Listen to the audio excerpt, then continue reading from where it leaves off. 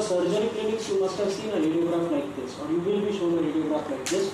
Multiple air fluid levels that you see, right? This is what is also called as a step ladder appearance. Step ladder appearance.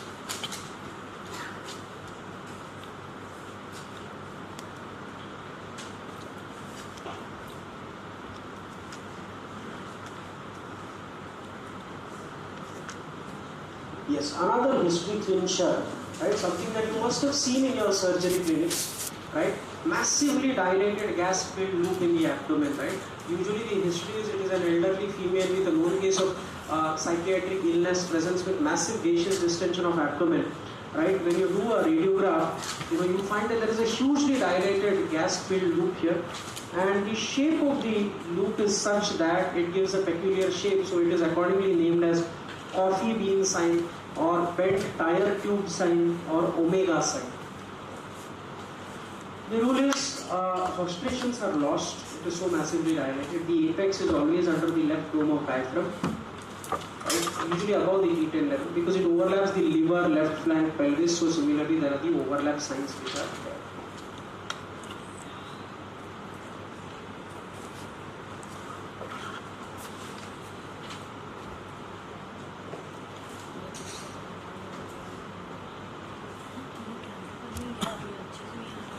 So this is about sigmoid volutes.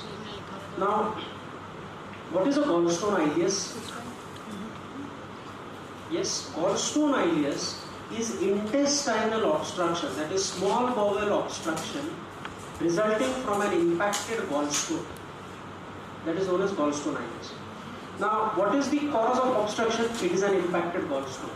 Large gallstone sometimes passes into the bowel.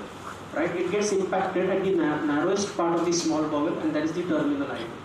What is the site of obstruction? It is the terminal ileum. Right. Now look at these bowel loops. Can you identify the volvulae conniventis here in these bowel loops extending from one wall to the other? So these are definitely small bowel loops. But why am I calling it as small bowel obstruction?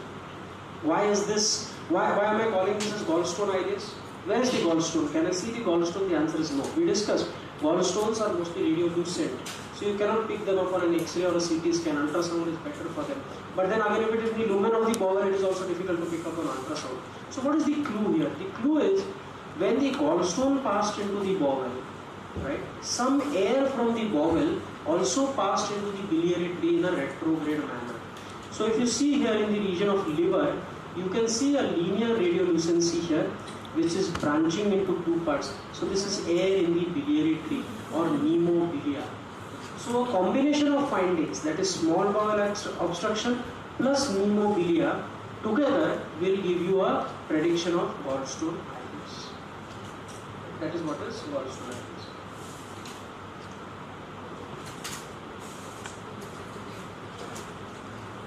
Fine.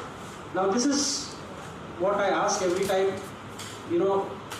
What is the radiograph done in your institute for detection of pneumoperitoneum? Here we do an erect abdomen radiograph. The center of the X-ray tube is kept at the center of the abdomen. But we want to look for free air under the dome of diaphragm. Our region of interest is not the central abdomen. Our region of interest is the dome of diaphragm, right?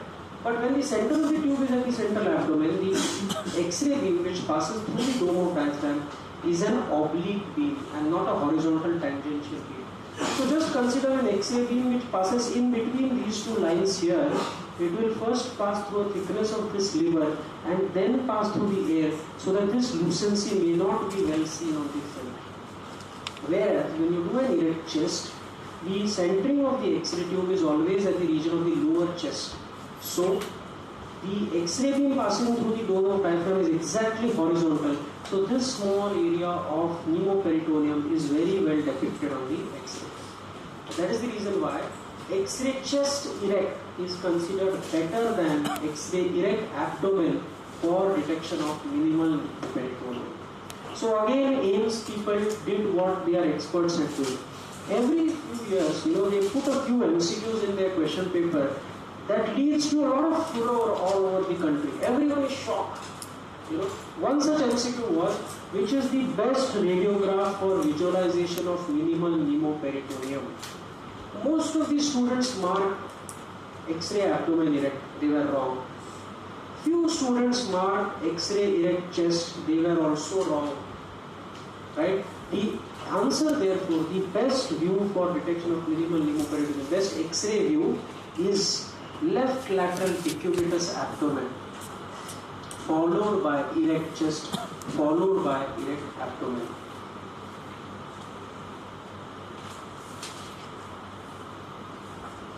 Why left lateral decubitus abdomen? Because see, when the patient is in left lateral decubitus abdomen, the right lateral abdominal wall will become the most non-dependent part. Air always rises to the non-dependent part. So the air will rise and get collected along the right lateral chest, right lateral abdominal wall. On the right side in the abdomen, we have a large soft tissue organ, that is the liver. So the air will get collected between two soft tissue structures, that is the liver and the lateral abdominal wall, and that is where even minimal quantities of air can be seen. Why not right lateral decubitus? Because on the left side we already have the fundic bubble, gastric bubble, which will add to our confusion. And plus spleen is not as large an organ as liver, and therefore it will not provide a good window against which we can see the air. So it is left lateral decubitus. Now question is, best for detection of pneumoperitoneum. You have option A, left lateral decubitus, option B, erect chest, option C, X-ray erect abdomen, and option D is CT scan. Then what is the answer? Then the answer is CT scan. CT scan is even better than left lateral decubitus abdomen. But if they ask you an X-ray projection, right? X-ray projection, if they ask you of pneumoperitoneum. Now remember, all these signs that we are going to discuss here, they are all seen on a supine abdominal radiograph. Okay? In the erect abdominal radiograph, what do we see in pneumoperitoneum? We see air under the both domes of diaphragm, free air under the domes of diaphragm. That is the diagnostic feature of pneumoperitoneum. All these signs that we are going to discuss are seen on a supine abdominal radiograph. Now, you will find that almost none of these signs will be mentioned in your books that you study in your routine curriculum. Right? The answer is, the reason behind this is that, why is it not mentioned in Indian textbooks here? Because in India, we never do a supine abdomen radiograph. For an acute abdomen, what do? We do an erect abdomen radiograph for pneumoperitoneum and we do a USG abdomen or a CT scan. Right? But in the UK, that is Royal College of Radiologists UK, the protocol that they follow for acute abdomen is an erect chest radiograph for minimal pneumoperitoneum if it is there, and a supine abdomen radiograph. That is what we do. And therefore Granger, like Harrison is for medicine, mother book of medicine, for radiology it is Granger and Sutton, which are two reference books, which we study, which are the mother books, which we read in our postgraduate days. So Granger is a book based on all of them. Right? Let us start with the first sign. What is the first sign? It is falciform ligament sign. See the sharp margin of falciform ligament that we can see. See, there is gross free air under both domes of diaphragm here on either sides that you can already see. But look at the sharp margin of the falciform ligament. What is the falciform ligament? It is a bilayer fold of peritoneum on the anterior surface of liver. Now, when you do a routine abdomen radiograph in a normal patient, can you see the falciform ligament on an X-ray? No. Why? Because it is a fold of peritoneum. So what is its density on X-ray? Yes, water density, differential radiographic density theory. What is the normal content of the peritoneal cavity? Fluid, water. So will I see a sharp margin of falciform ligament? No, differential radiographic density theory. But when the peritoneal fluid is replaced with free air, the air comes and lines the falciform ligament on either sides, and this is what is called as falciform ligament sign. Similarly, on a radiograph, we can never see the sharp margin of the free edge of the liver. When air goes and lines it, it is called as liver edge sign. Similarly, when the outer surface of gallbladder is seen, it is called as gallbladder sign. All are differential radiographic density theories.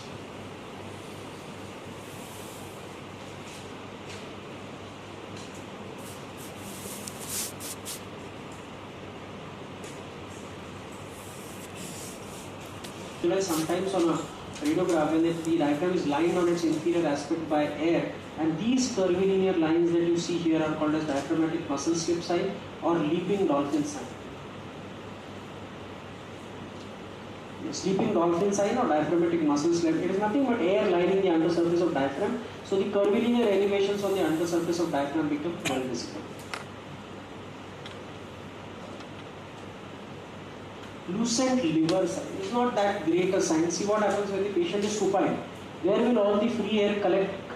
It will collect anteriorly, just below the anterior abdominal wall, right? So a layer of free air comes and gets trapped between the anterior surface of liver and the anterior abdominal wall. So the liver soft tissue, which should appear opaque because of that air which is there on the anterior surface of liver, appears slightly blacker or darker. That is called as lucent liver sign. A very similar sign to lucent liver sign is what is known as anterosuperior bubble sign.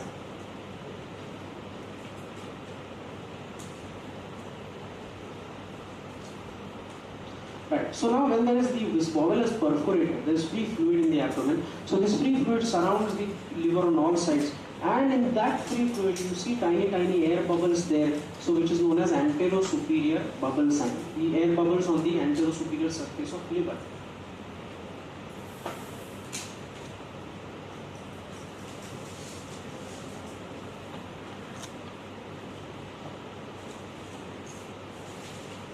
Yes. See, air always has a tendency to rise and get collected to the non-dependent position, right? It always rises up. But sometimes air goes and gets trapped into the dependent position. One such dependent position or stuck in the peritoneal cavity in the supine position is Morrison's pouch. That is the hepatorenal pouch. Morrison's pouch or hepatorenal pouch. The space between the liver and right kidney.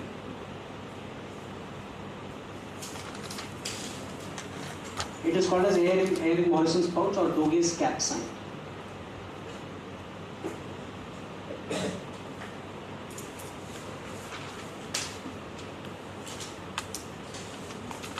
This is very interesting sign. See, when I showed you the dilated bowel loops in small bowel obstruction, we could see one margin of the bowel wall, right? Here also, you are able to see a margin of the bowel wall. Which is this surface of bowel? Is it the inner surface or outer surface? Apply the differential radiographic density field. Tell me, what is the density of the bowel wall on an X-ray? Water density. What is the normal content of peritoneal cavity? Fluid. So will I ever be able to see a sharp outer surface of bowel? No. Differential radiographic density field. But can I see the inner surface or inner margin of the bowel? Yes. When the lumen of bowel contains air. So differential radiographic density theory, I will be able to see a margin. So usually on an abdominal radiograph, what margin of bowel that you see, it is always the inner margin or inner surface. Right? But sometimes, yes, in cases of pneumoperitoneum, you do not see one margin, but you see both the margins, the inner as well as the outer margins. This is called as Rigler's double wall sign. Rigler's double wall sign. Inner margin is seen, but because now the peritoneal fluid is replaced by air, differential radiographic density theory, the outer surface also becomes visible. This is called as Rigler's double wall sign.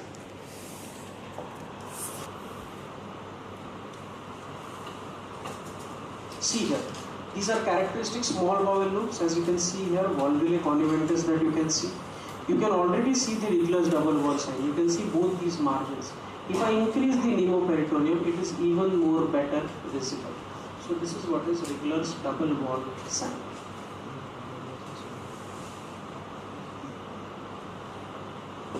Okay. Yes. Now look at this sign. This is a very interesting sign. The arrowhead here is actually showing you the Rigler's double wall sign.